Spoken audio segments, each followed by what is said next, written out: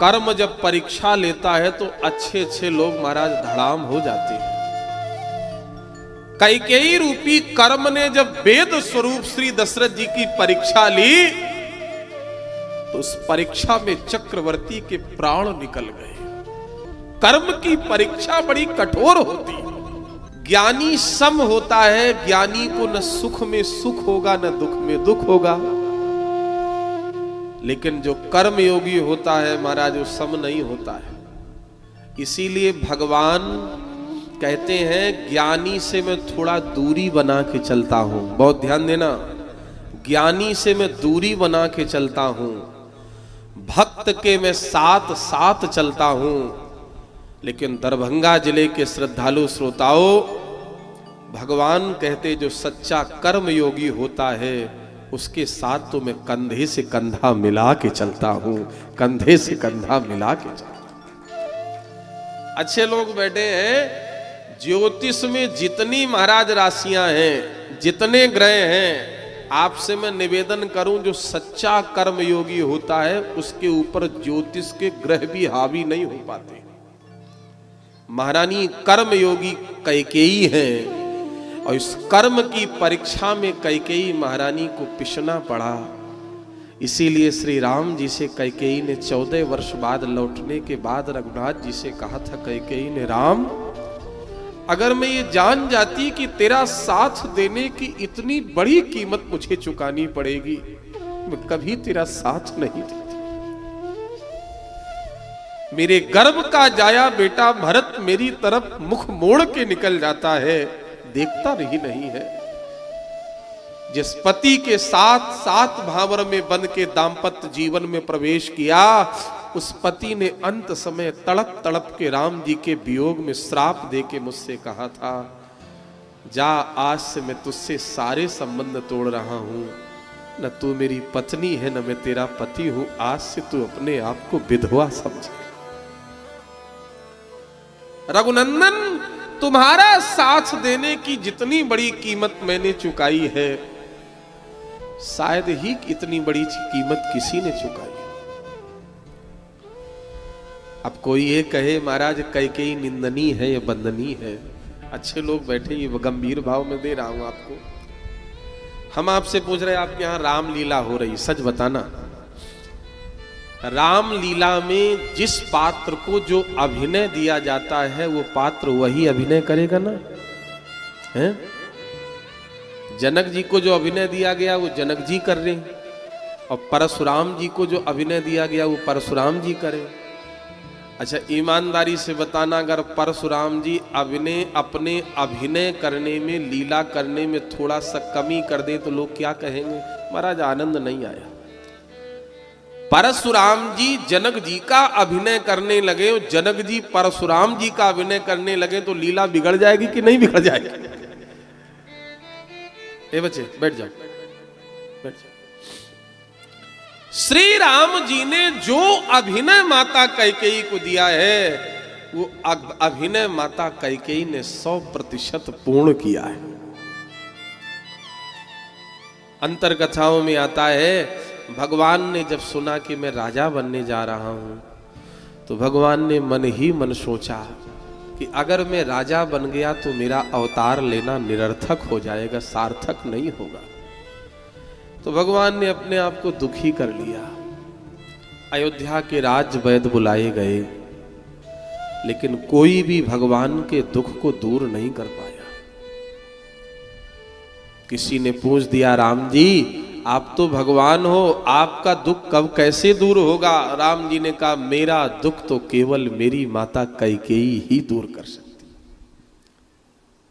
बुलाया गया महारानी कैकेयी को। कैकेयी ने पूछा, रघुनंदन क्या दुख है? राम जी ने कहा, मैं एकांत में आपसे कुछ वार्तालाप करूंगा। एकांत कक्ष में राम जी से जब महारानी कैकेयी ने कहा, रघुनंदन कैसे दुख दूर होगा? राम जी ने हाथ जोड़ के पांव पकड़ के कहा, मां इस राम के दुख को दूर करने के लिए तुझे 14 वर्ष रूपी कलंक की चादर ओढ़नी पड़ेगी। क्या स्वीकार कर लोगी? महारानी कैकेयी फपक फपक के रो पड़ी। राम 14 वर्ष की बात छोड़ो, जब तक ये संसार रहे, सूर्य चंद्रमा और गंगा की धारा रहे, ये कैकेयी कलंकनी कहलाना स्वीकार कर लेगी, लेकिन तेरे दुख को दूर कर देगी। राम बताओ क्या कर। अपने हाथों से ही जिसने सब कुछ अपना निछावर कर दिया वो महारानी कैकेयी है।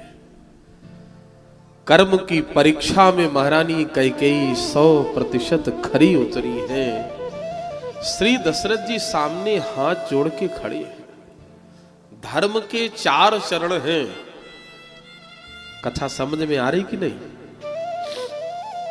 धर्म के 4 चरण हैं, सत्य, तप, दया और दान। इन 4 चरणों में 2 चरण सदैव अपने लिए होना चाहिए। सत्य तप अपने लिए होना चाहिए, दया और दान दूसरों के लिए होना चाहिए। सत्य तप, हम सत्यवादी बने, हम तप करें, ये अपने लिए है। और दया और दान, हम दूसरे पर दया करें, दान दें, ये दूसरे के लिए है। लेकिन कर्म की परीक्षा में राम जी का हित करने के लिए महारानी कैकेयी ने इस सिद्धांत को ही पलट दिया। जो चरण दूसरों के लिए थे वो अपने लिए कर लिए, और जो चरण अपने लिए थे वो दूसरों के लिए कर दिए। सत्य था अपने लिए तो सत्य कर दिया महाराज दशरथ जी के लिए। तप था अपने लिए, तप कर दिया राम जी के लिए। राम जी वन में जाके तपस्या करें। दया और दान थी दूसरों के लिए, तो दया और दान अपने लिए कर लिया। मैं अगर अपराध कर रही हूं तो मेरे इस अपराध को क्षमा करना, दया करना मेरे ऊपर। और दान कर दिया भरत के लिए, राजगद्दी भरत को दान में दे दी जाए। आज अधर्म के आगे धर्म रो पड़ा, कराह पड़ा। गही पद बिने कीन बैठारी।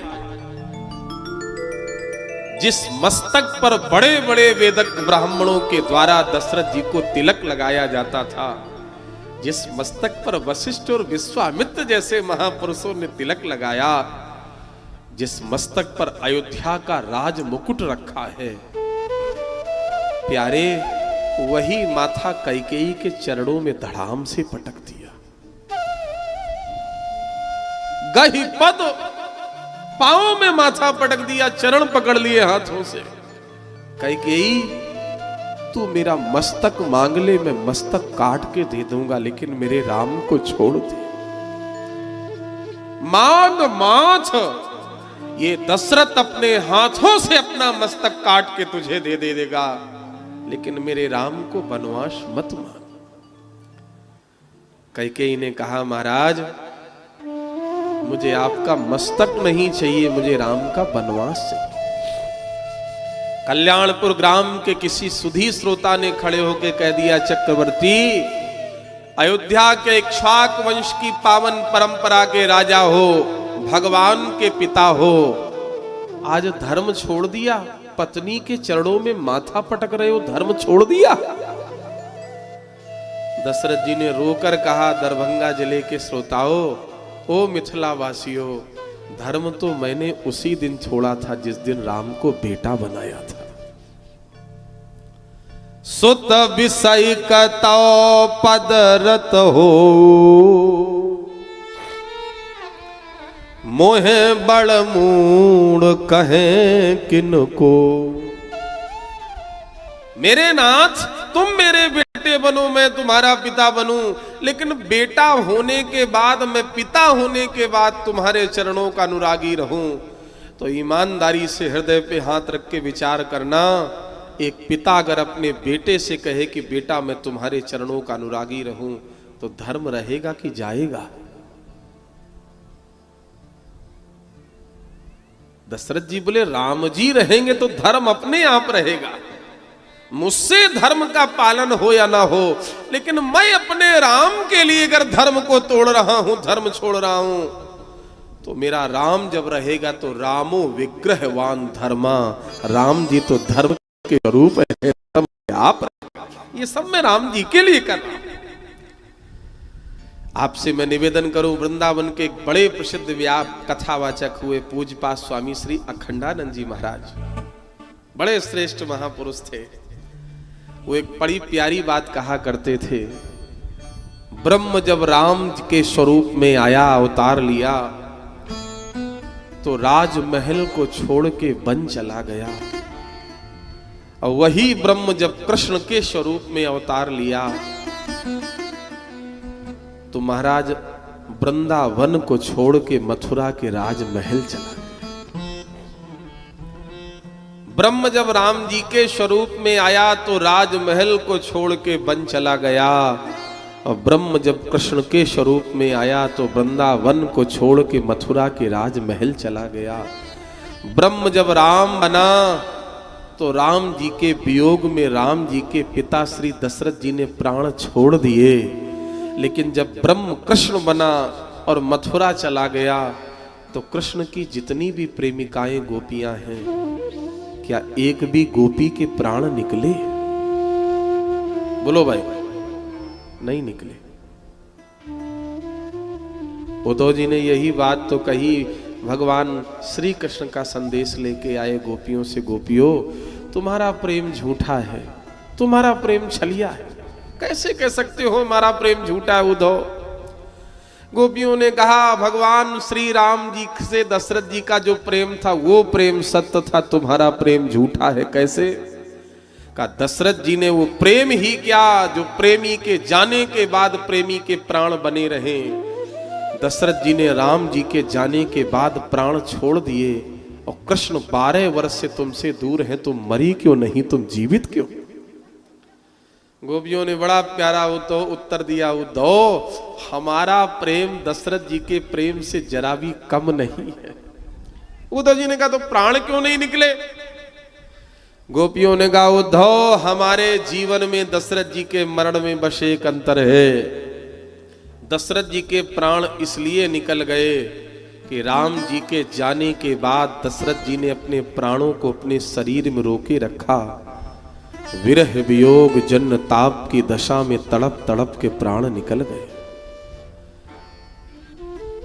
और उद्धव हम गोपियां इसलिए नहीं मरी, जीवित बैठी। उद्धव हमारे ब्रजेंद्र नंदन माधव मुरारी श्याम सुंदर जब वृंदावन से मथुरा जाने लगे तो हम सारी गोपियों ने अपने अपने शरीर से अपने अपने प्राणों को निकाल करके श्याम सुंदर के शरीर में रख दिया।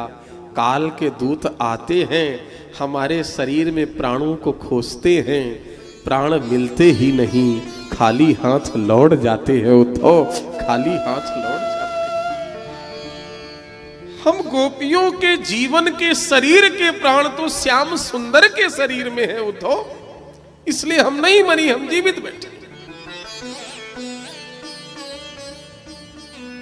जो बनाओ सो बन जाएंगे, जहां भेजो वहीं जाएंगे। चाहे दुख में रहें, चाहे सुख में रहें, सदा तेरे ही कहलाएंगे। जो बनाओ सो बन जाएंगे। कृष्ण को अगर मुझसे दूर रहने में प्रसन्नता है उद्धव, तो हम गोपियां रो रो के आंसुओं के समंदर को भर देंगी, लेकिन कभी भी कृष्ण के समीप नहीं जाएंगे, कभी नहीं जाएंगे। ये प्रेम है। आपसे मैं निवेदन करूं, श्री दशरथ जी ने कहा, कैकेयी तू मेरा मस्तक मान ले। दशरथ जी का 2 बार वियोग हुआ है, इसलिए यहां 2 उदाहरण दिए गए। मणि बिन फण जिम जल बिन मीना, 2 बार वियोग हुआ। पहली बार जब विश्वामी जी लेके चले तो विश्वामी जी ने से दशरथ जी ने कहा, ये बताओ बाबा कितने दिन के लिए लिए जा रहे हो मेरे राम जी को? विश्वामी जी ने कहा, जब तक काम नहीं होगा तब तक अपने पास रखूंगा। दशरथ जी ने कहा काम क्या है? विश्वामित्र जी बोले जब तक राक्षस नहीं मरेंगे तब तक काम नहीं होगा। विश्वामित्र जी ने कहा राक्षस कब? दशरथ जी ने कहा राक्षस कब तक मरेंगे? विश्वामित्र जी ने कहा किसी की मौत का कोई ठिकाना है? कोई कब तक मरे? ये निश्चय नहीं है कितने वर्ष लग जाएं, कितने महीने लग जाएं। लेकिन तब दशरथ जी ने प्राण नहीं छोड़े, लेकिन दूसरी बार में प्राण छोड़ दिए। कैसे? बोले मणि वाला सर्प, मैंने नहीं देखा, बुजुर्ग लोगों ने जिन्होंने देखा वो बता देना। मणि वाला सर्प बिल से निकला और रात के अंधेरे में अपने मुख से मणि को निकाल के रख दिया और उसी मणि के प्रकाश के सहारे 10-20 मीटर इधर उधर जाकर के अपने भोजन की तलाश करता है। किसी ने कहा सर्प मणि तुमसे अलग है, तुम मरे क्यों नहीं, तुम जीवित क्यों हो? सर्प ने कहा मैंने इसलिए प्राण नहीं छोड़े क्योंकि मैंने मणि को छोड़ा, इसलिए मैं जीवित हूं, मरा नहीं। लेकिन सर्प से लड़ के कोई सर्प के मुख से मणि निकाल करके छीन के चला जाए तो सर्प मर जाता है। विश्वामित्र जी महाराज लेने आए, दशरथ जी के प्राण नहीं निकले। समय निश्चित नहीं है कितने वर्ष रहेंगे राम जी विश्वामित्र जी के साथ, लेकिन दूसरी बार तो समय निश्चित है। 13 वर्ष 11 महीने 29 दिन होंगे। 30वां दिन जब पूर्ण होगा तो अगले दिन राम जी 14 वर्ष बाद आ जाएंगे। लेकिन दशरथ जी ने प्राण छोड़ दिए। लोगों ने कहा तब क्यों नहीं प्राण छोड़े थे? जब विश्वामित्र जी लेने आए तब भी तो राम जी का वियोग हुआ था, अब क्यों प्राण छोड़ रहे हो? दशरथ जी ने कहा तब मैं इसलिए नहीं मरा क्योंकि तब मैंने राम जी को छोड़ा था, लेकिन आज तो राम मुझे ही छोड़ के चले गए। आज तो राम मुझे ही छोड़ के